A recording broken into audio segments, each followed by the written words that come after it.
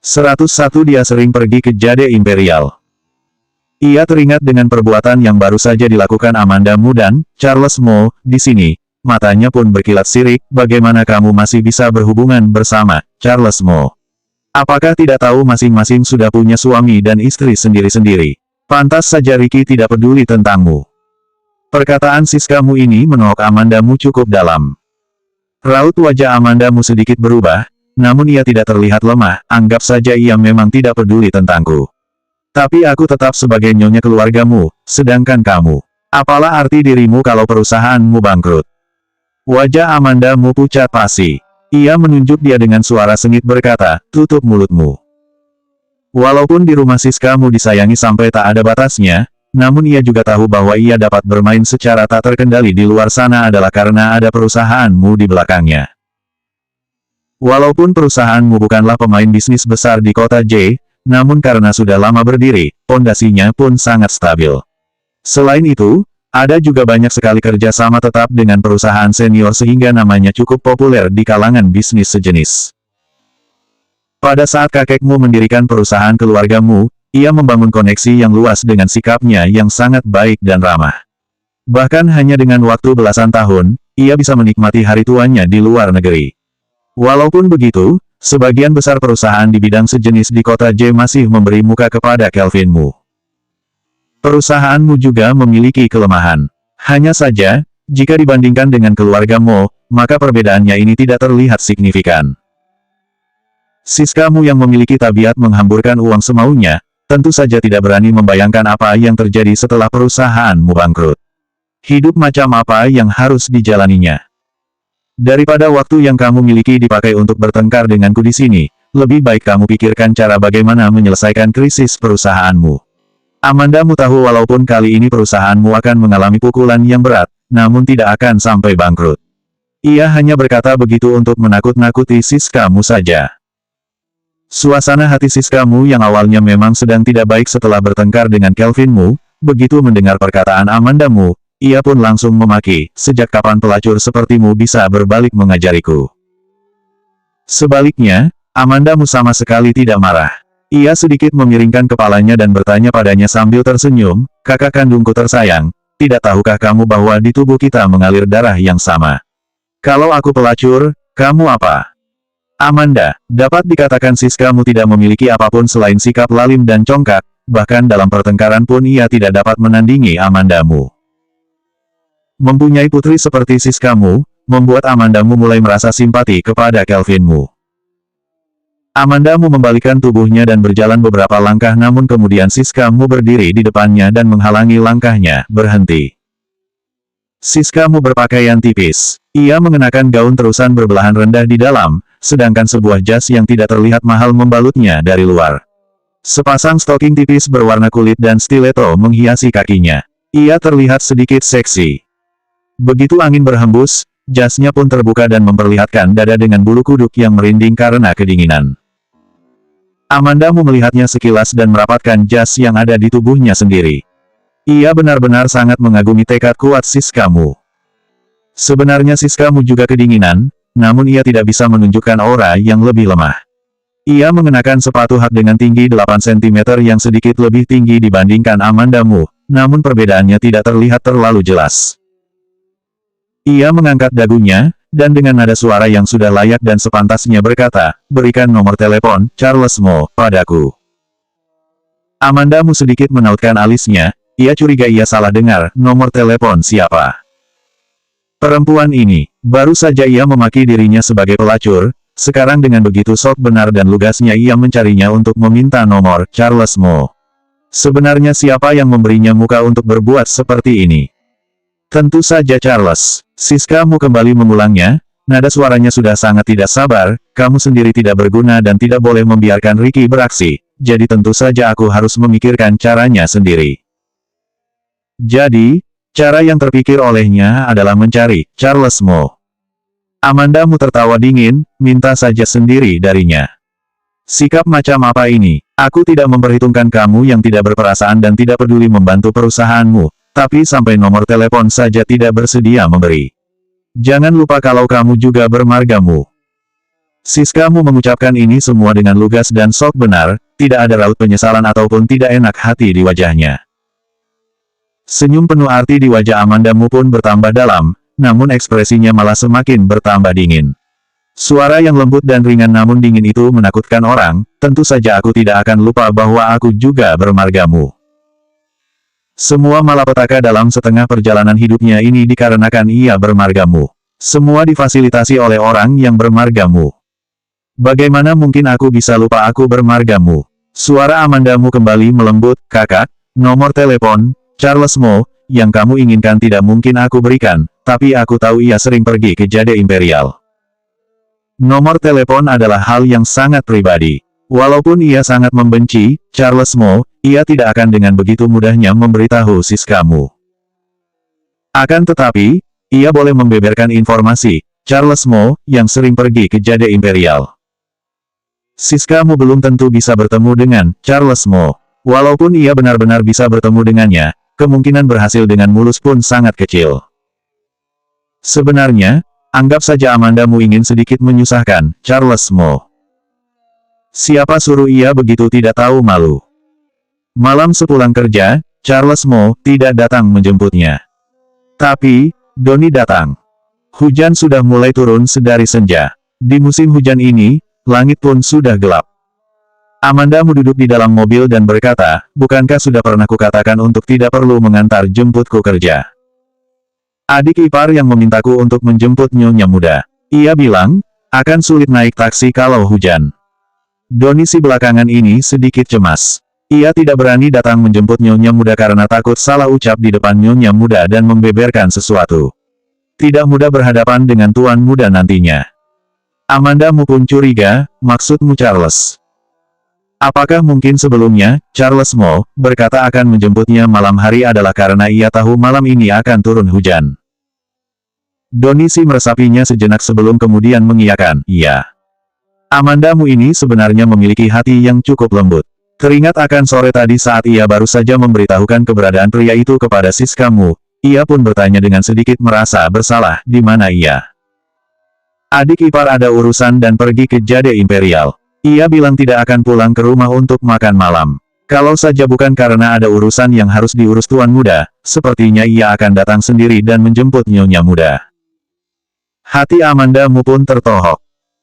Tidak mungkin bisa sampai sekebetulan itu bertemu dengan Siskamu, bukan?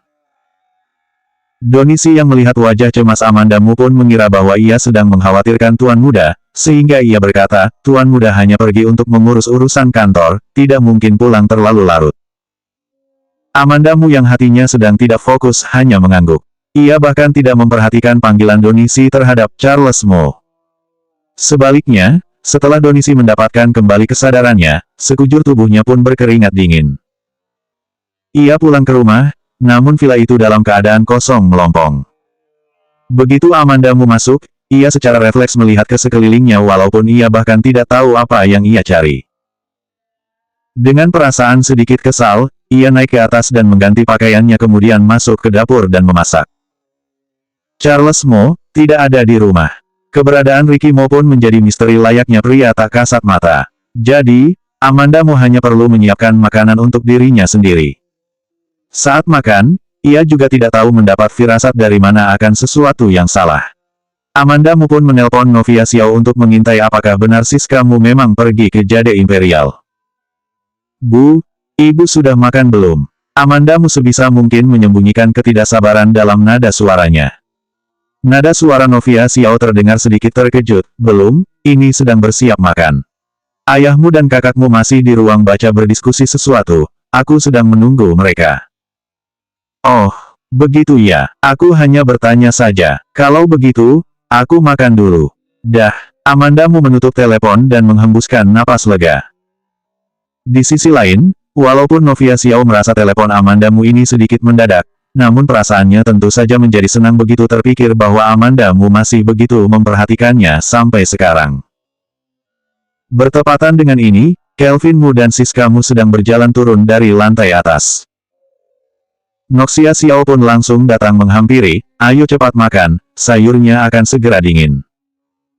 Siskamu melihatnya sekilas, aku tidak makan, aku mau pergi. Barulah saat itu Novia Xiao menyadari bahwa Siskamu sudah mengganti pakaiannya dan juga merias wajahnya dengan elegan.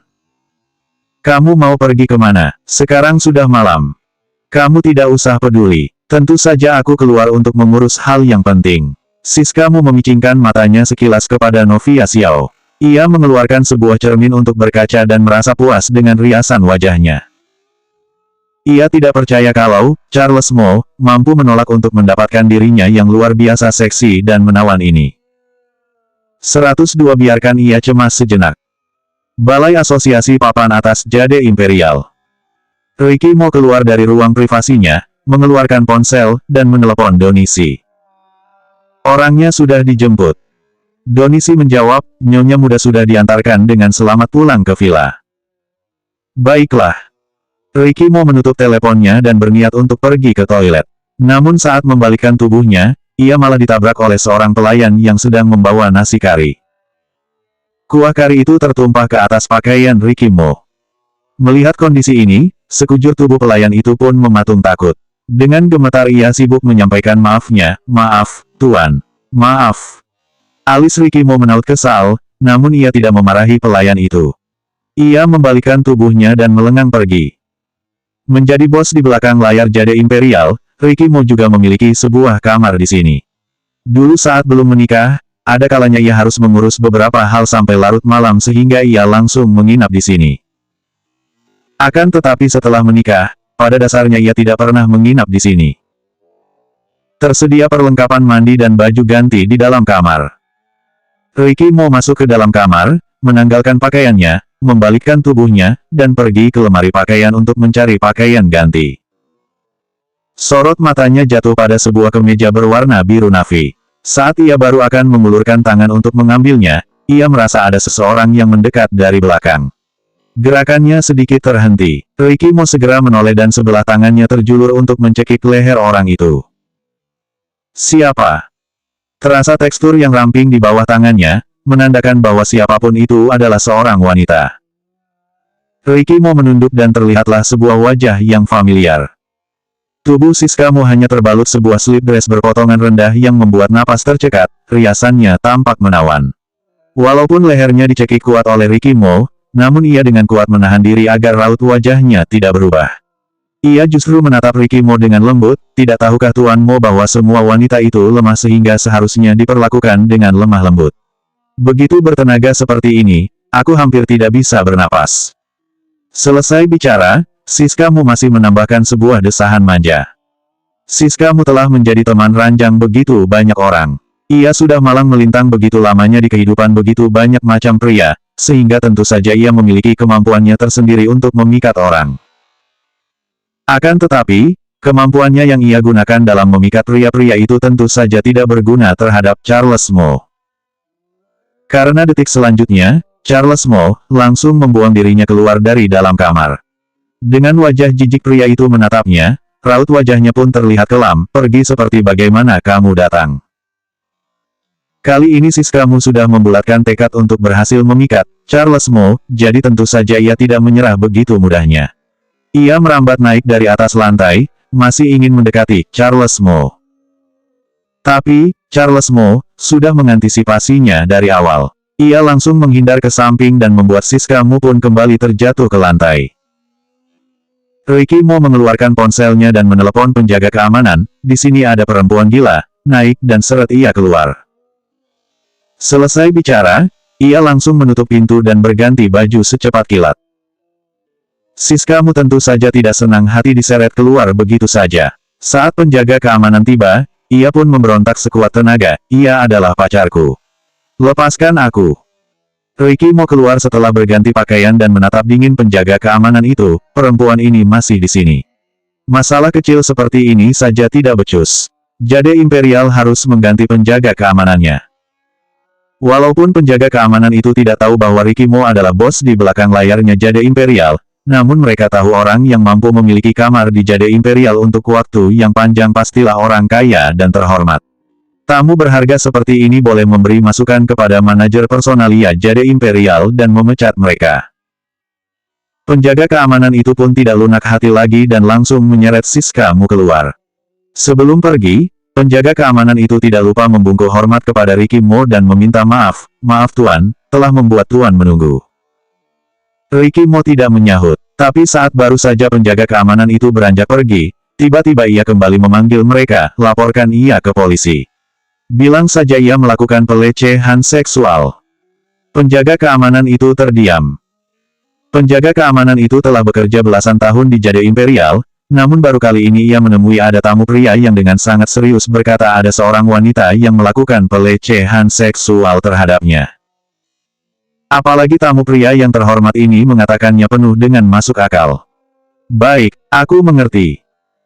Siska Mu sama sekali tidak pernah diusir tanpa dilirik sedikit pun seperti ini. Dengan tidak senang hati ia pun menarik nama Amanda Mu bersamanya. Amanda lah yang memberitahuku kamu akan ada di dini malam ini. Ia menyuruhku menghentikanmu.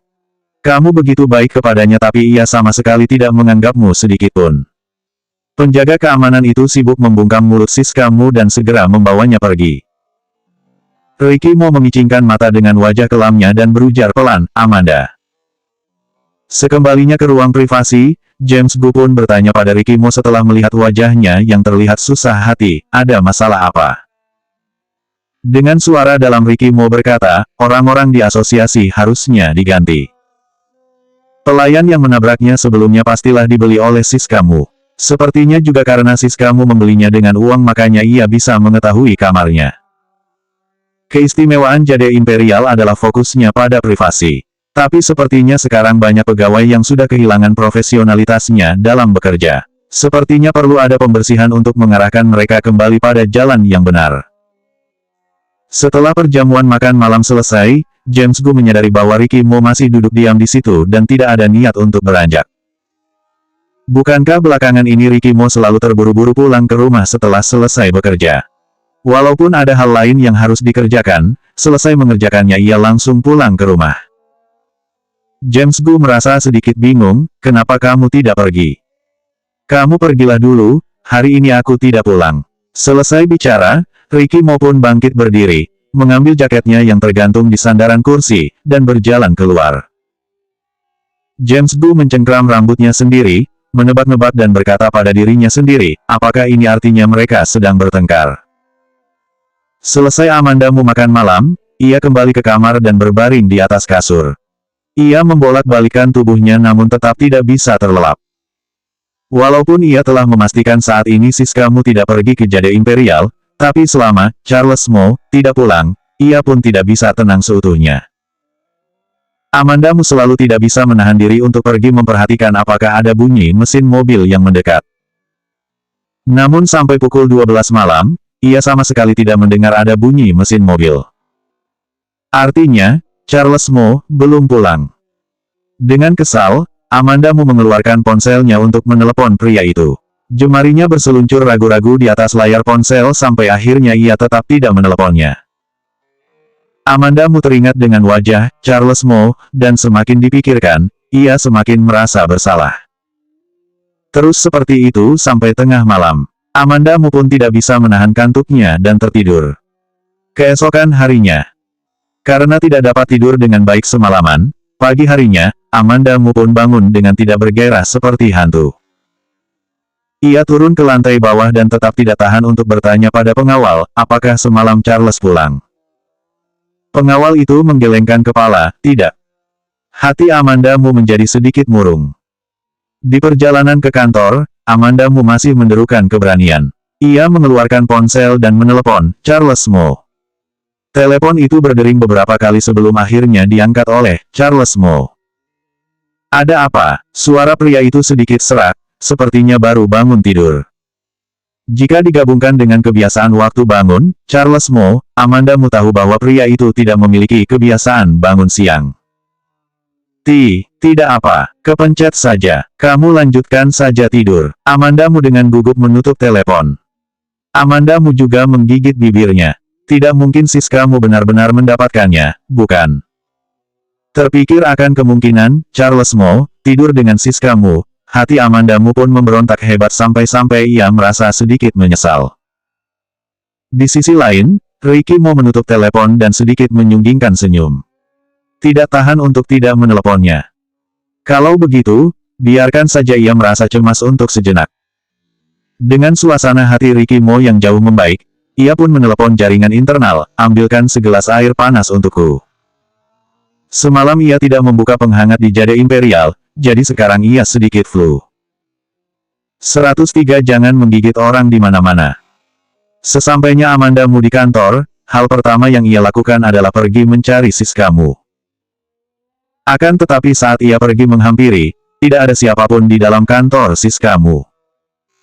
Amanda Mu pun bertanya pada asistennya, manajer Mu belum datang. Asisten itu menggeleng. Suasana hati Amanda Mu menjadi semakin rumit. Bagaimana ya, kalau di antara Charles Mo dan Siska Mu benar-benar terjadi sesuatu? Ia merasa akan ada bunga yang tumbuh di kandang sapi. Charles Mo terlihat arogan dan tidak terkekang. Namun dalam kurun waktu 2 bulan yang dijalani secara intim ini, Amanda Mu merasa kehidupan pribadi pria itu cukup sederhana dan tidak seberantakan Siska Mu. Karena masalah pabrik perusahaanmu yang terekspos, kredibilitas pasar pun menurun drastis. Perdebatan di dunia maya sangat sengit dan begitu orang lain mengungkit perusahaanmu, yang ada hanyalah caci maki. Sudah 48 jam berlalu semenjak masalah pabrik terekspos sampai sekarang. Jika tidak segera memikirkan cara untuk menyelesaikannya, masalah ini hanya akan terfermentasi semakin hebat.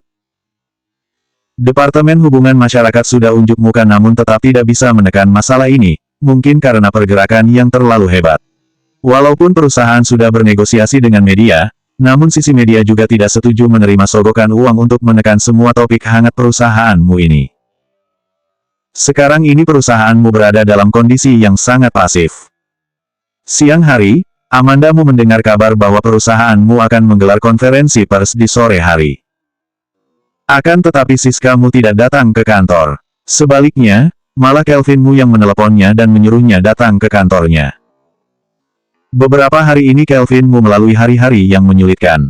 Sekujur tubuhnya terlihat bertambah tua belasan tahun, rambut putih pun banyak yang kembali terlihat. Begitu pria itu melihat Amanda Mu, ia langsung tergesa-gesa menyambut kedatangannya. Amanda, aku sudah menyuruh orang untuk membantumu mencari Black Chart, perusahaan memutuskan untuk menggelar konferensi pers sore ini. Setelah itu kamu mintalah Ricky untuk datang membantu kita. Setelah masa ini berlalu, masalah ini pasti akan lebih lancar ke depannya. Amanda Mu langsung menghiraukan kata-kata yang di belakang, kalau begitu, apakah kartunya sudah ketemu? Black Chart itu jelas-jelas ada di tangan Kelvin Mu, namun sampai sekarang ia masih tidak bersedia untuk menyerahkannya. Ia juga berbohong padanya telah menyuruh orang untuk mencari kartu itu. Pria ini jelas-jelas tidak ingin terbongkar kedoknya dan terlihat tidak bersalah. Amanda Mu tentu saja tidak akan tertipu. Bukankah sekarang ini sedang dicari? Seharusnya bisa ditemukan, yang terpenting adalah kita harus lebih dulu menyelesaikan masalah perusahaanmu yang sangat genting ini. Kelvin Mu menekuk wajahnya, ia tidak terlalu puas dengan respon Amanda Mu. Amanda Mu tidak lagi memiliki kesabaran untuk membuang waktu dengan Kelvin Mu. Ia pun tersenyum tipis, Black Chart itu adalah kartu di tangan Ricky, ia tahu setiap informasi transaksi. Kemarin ia bertanya padaku barang apa yang kubeli dengan menghamburkan uang sebanyak itu. Ia menyuruhku mengembalikan kartu itu padanya. Kalau tidak, ia akan langsung membekukan rekening banknya. Berhadapan dengan orang bermarga Mu membuat Amanda Mu sekarang ini juga mengatakan kebohongan. Ini merupakan kesamaan dengan mereka. Wajah Kelvin Mu langsung pucat pasi. Belakangan ini mereka memang terus-menerus menggunakan uang dari kartu itu. Kalau Ricky mau berniat menyelidiki rekeningnya, maka sumber masalahnya akan langsung terungkap. Perbuatannya akan dengan mudah tertelusuri. Walaupun Amanda Mu tidak tahu apa-apa, namun Ricky Mo tidak mungkin sebegitu mudahnya dikelabui. Sedangkan masalah di depan mata, bukan hanya tentang uang saja. Tentu saja solusi untuk menyelesaikan masalah pabrik perusahaanmu adalah yang terpenting. Sebelumnya, ia juga terlalu panik. Ia tergerak dengan perkataan Siska Mu dan melangkahi batasannya. Ia benar-benar lupa akan Ricky Mo. Sekarang, barulah akhirnya ia merasa takut. Aku pasti akan menyuruh orang untuk sesegera mungkin membantumu mencari Black Chart itu. Terima kasih, Ayah. Tidak lama setelah Amanda Mu pergi, Kelvin Mu kemudian menelepon dan memberitahunya bahwa Black Chart-nya sudah ketemu. Berakting haruslah dengan totalitas, Dengan wajah berhutang budi ia pun bertanya bagaimana bisa ditemukan. Bagaimana dengan kedua orang penculik itu? Kelvin Mu menjawab ambigu, sudah ditangkap polisi. Aku akan memohon pada Ricky dengan sungguh-sungguh. Masalah perusahaanmu adalah masalahku juga. Seandainya saja. Kelvin Mu menanggapinya dengan sungguh-sungguh, ia berkata dengan wajah yang sangat berterima kasih, semuanya mengandalkanmu. Sore hari, konferensi pers perusahaanmu. Amanda Mu bersembunyi di ruang minum dan menonton konferensi pers secara langsung. Perusahaanmu adalah perusahaan senior di kota J, berwirausaha begitu lama dengan selalu dipercaya oleh para konsumen. Namun dengan masalah yang seperti ini, apakah ada yang ingin direktur katakan sebagai direktur perusahaanmu yang sekarang? Kelvin Mu terlihat tidak berdaya, wajahnya penuh rasa bersalah, ini adalah keteledoranku, kami telah mengecewakan kepercayaan kalian. Mungkin karena Kelvin Mu sudah mempersiapkan diri sebelumnya, sehingga awal-awal konferensi pers berlangsung normal. Namun semakin ke belakang, tiba-tiba ada seorang wartawan bertanya, di dunia maya ada orang yang berkata bahwa perusahaanmu adalah kubangan lumpur. Produk yang dihasilkan tidak bermutu, kemampuan direktur yang sekarang tidak sebanding dengan direktur sebelumnya.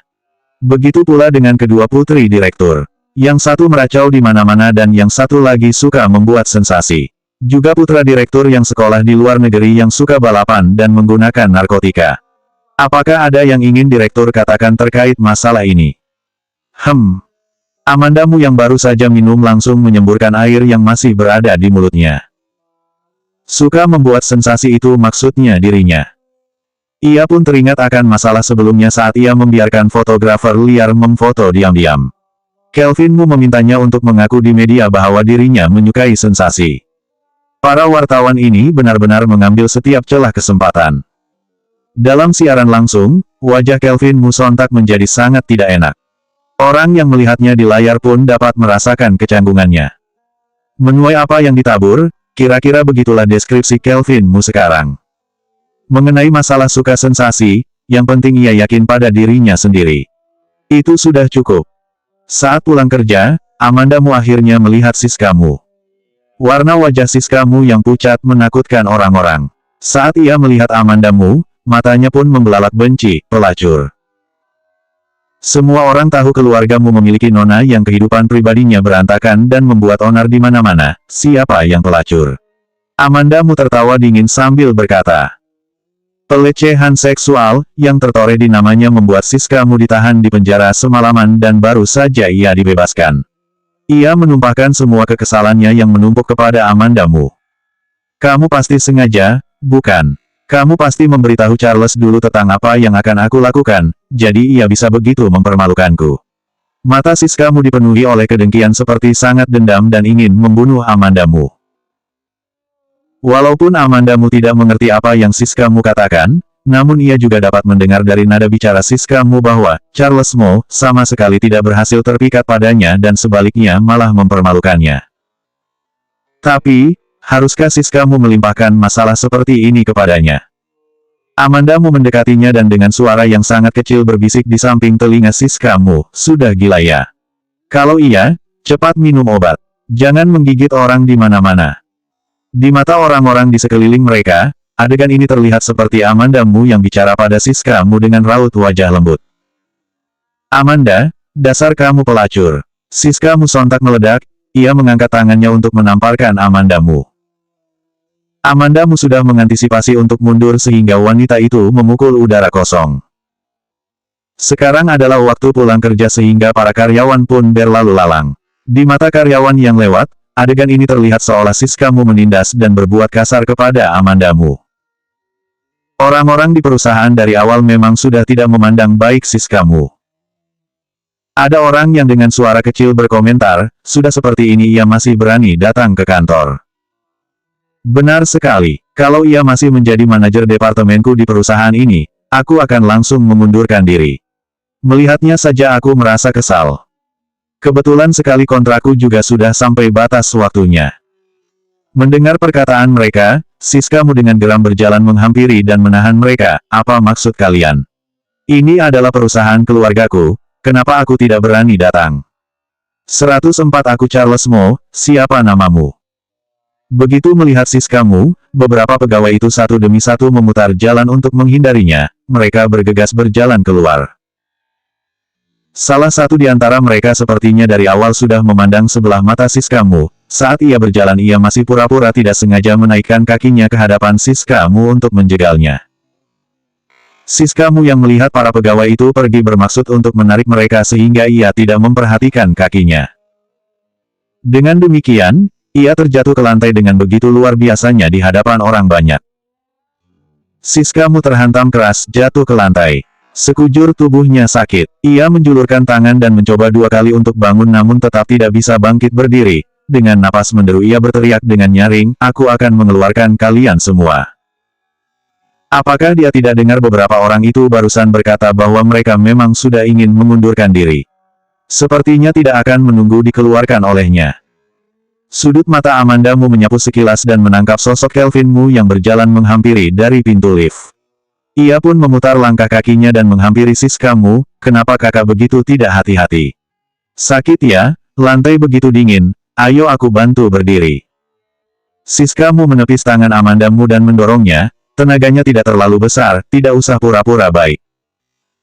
Amandamu mengambil kesempatan ini dan terjatuh ke tanah, namun ia diam-diam kembali berdiri.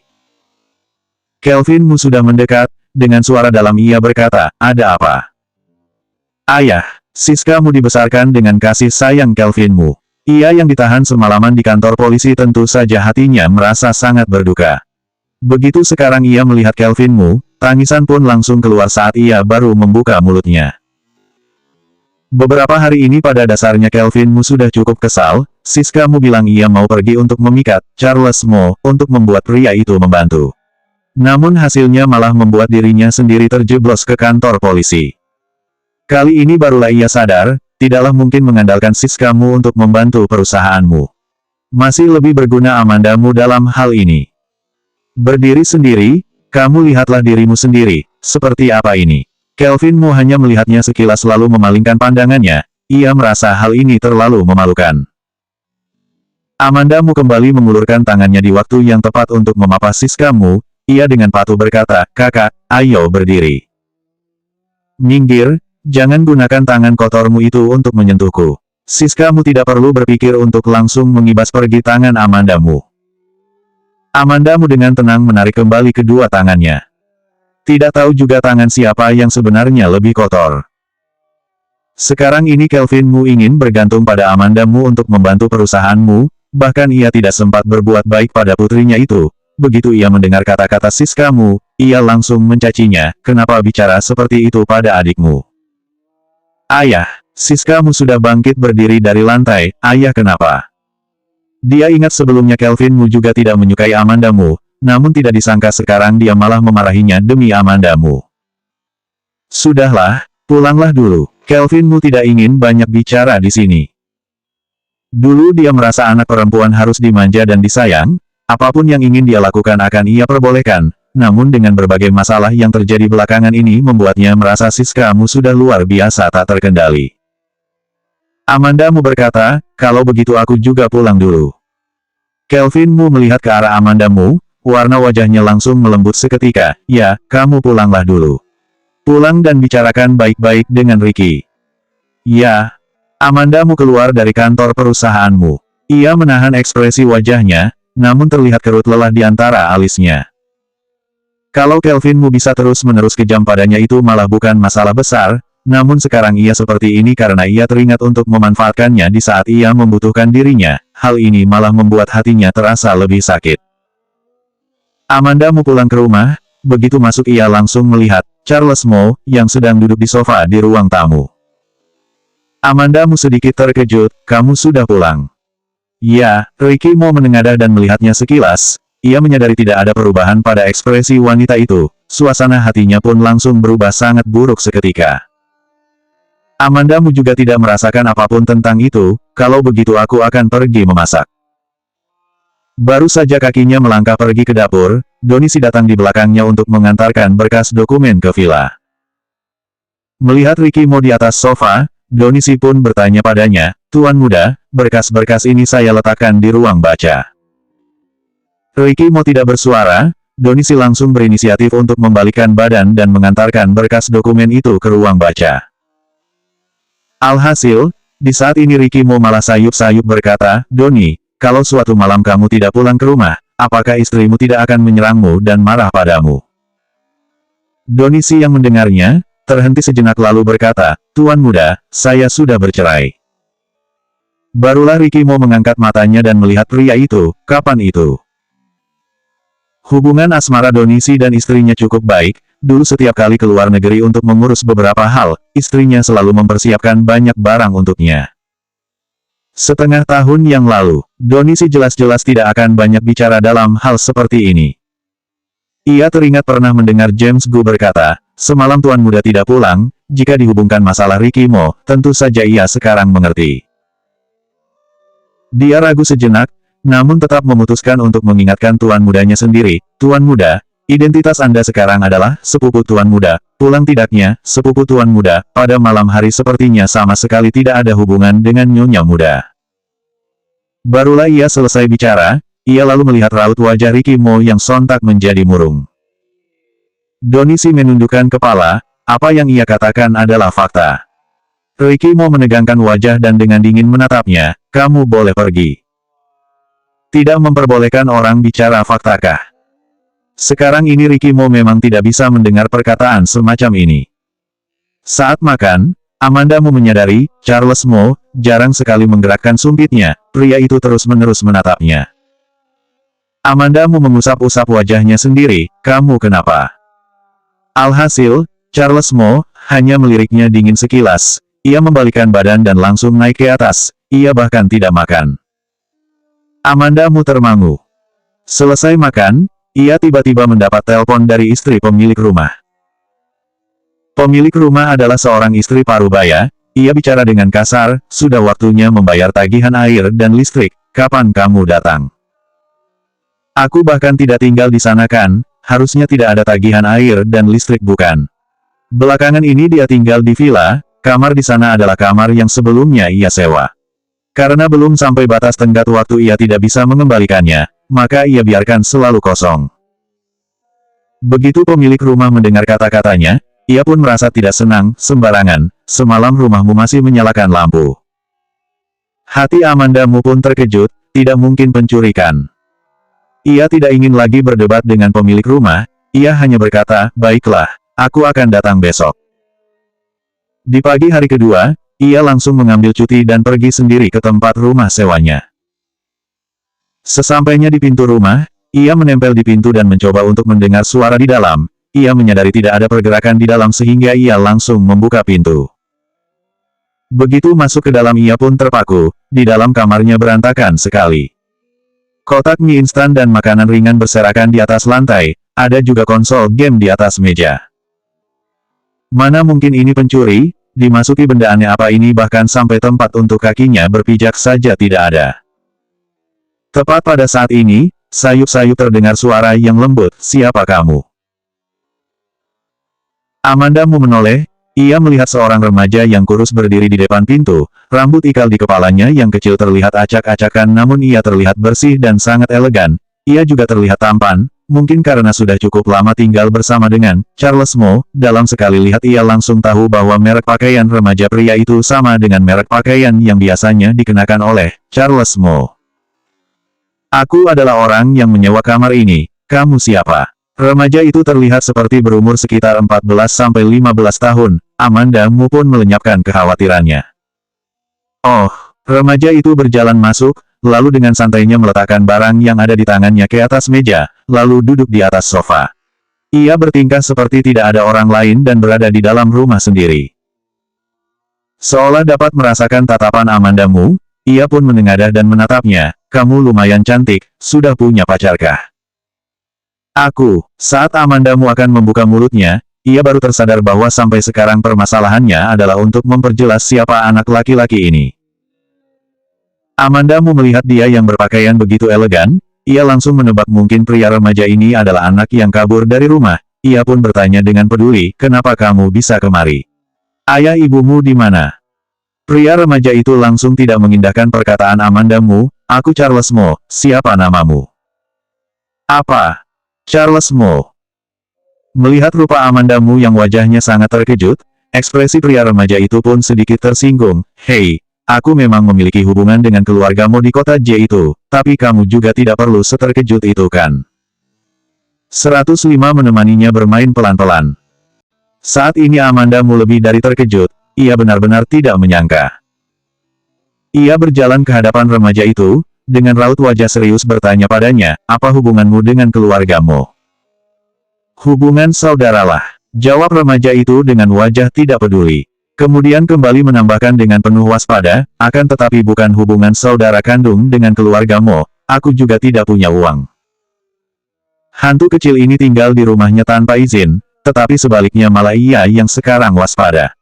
Apakah ia takut akan disandera olehnya untuk meminta uang dari keluargamu? Kamu benar-benar Charles. Amandamu masih mempertahankan nada bicaranya untuk menutup perkataan remaja pria itu. Ada berapa banyak orang bernama Charles di keluargamu? Kamu ngapain? Kewaspadaan di mata pria remaja itu semakin dalam, namun karena umurnya yang masih kecil, dengan rupa remaja seperti itu ia tidak terlihat memiliki kekuatan apapun. Walaupun ia tidak tahu bagaimana cara anak ini masuk ke kamarnya dan dengan gaya bak seorang raja tinggal di sini, namun ia dapat merasakan anak ini bukanlah anak kecil yang mudah diatasi.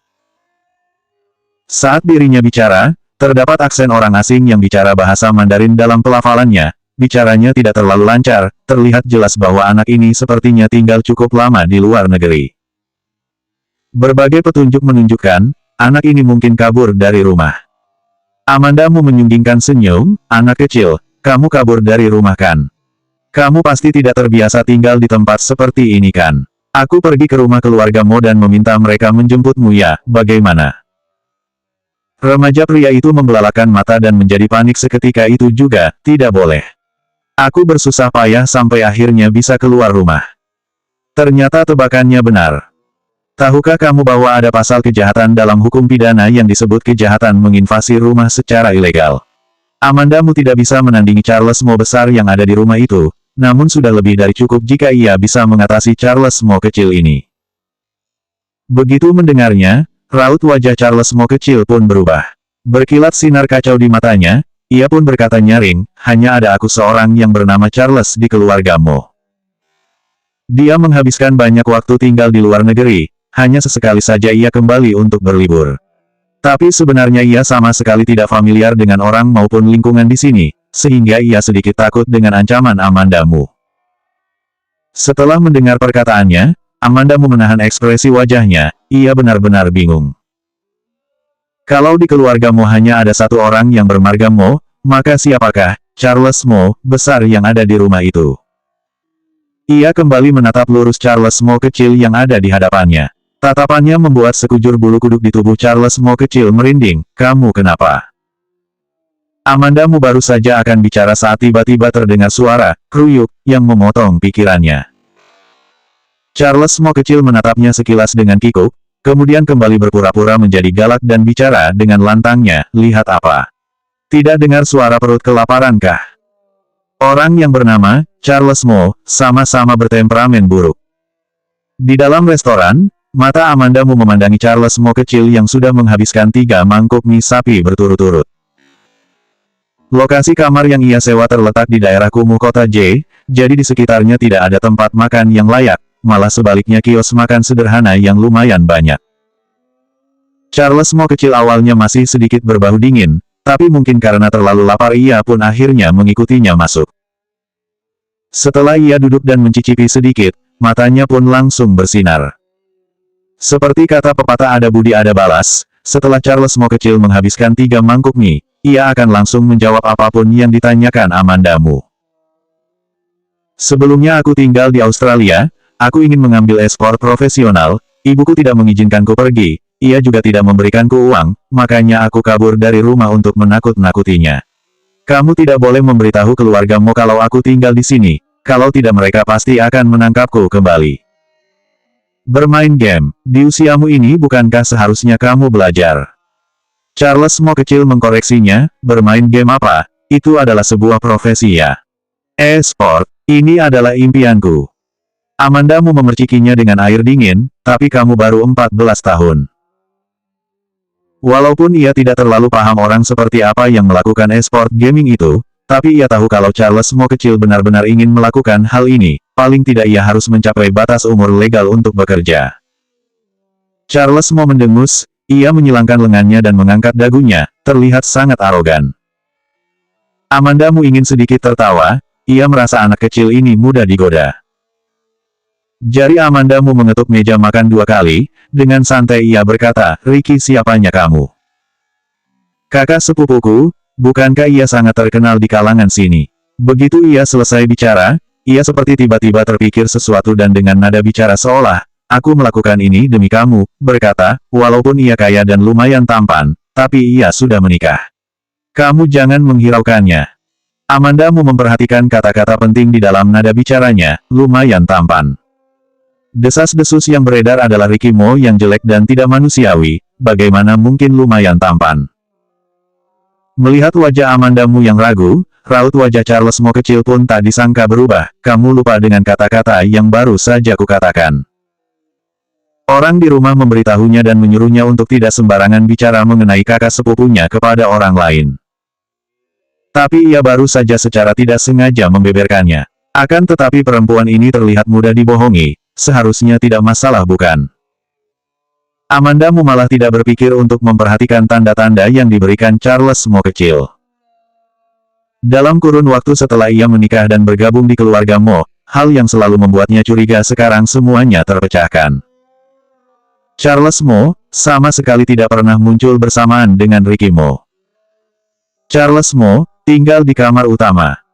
Donisi sering bersama-sama dengan Charles Mo. Waktu itu di restoran, Donisi hanya terkejut sebentar saat ia tidak sengaja melihat dirinya yang jatuh di pelukan Ricky Mo, kemudian ia undur diri keluar. Black Chart, mobil mahal dan mewah itu. Charles Mo, sekali dan sekali lagi dengan kurang ajar menggodanya.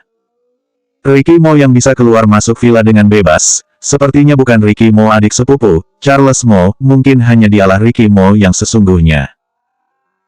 Pemikiran yang mengejutkan ini membuat kesadaran Amanda Mu tidak dapat kembali untuk waktu yang cukup lama. Ia tidak bisa duduk lebih lama lagi, ia segera bangkit berdiri dan berlari keluar. Charles Mo kecil yang melihatnya keluar pun bergegas bangkit berdiri untuk mengikutinya. "Kamu mau pergi kemana?" "Kamu..." Belum juga selesai bicara, sosok Amanda Mu sudah lenyap dari pandangan. Dengan puas ia mengelus-elus perutnya yang kenyang dan menggaruk-garuk rambut ikal kecilnya sambil menggerutu pada diri sendiri, "Paling tidak seharusnya ia bisa meminjamkanku sedikit uang kan?" Amanda Mu langsung naik taksi pulang ke villa. Dengan sangat kesal ia masuk dan langsung bertanya pada pengawal yang ditemuinya, "Charles ada tidak?" Pengawal itu terbata-bata sesaat. "Tidak ada." Amanda Mu pergi ke ruang baca dan kamar, ternyata memang tidak ada bayangan Charles Mo. Kabar mengenai Ricky Mo yang jelek dan tidak manusiawi, ini sudah diketahui oleh semua orang di kota J. Semua orang mengira seperti ini, bahkan Siska Mu yang dijodohkan dengannya akhirnya mengorbankan Amanda Mu untuk dinikahkan ke keluarga Mo.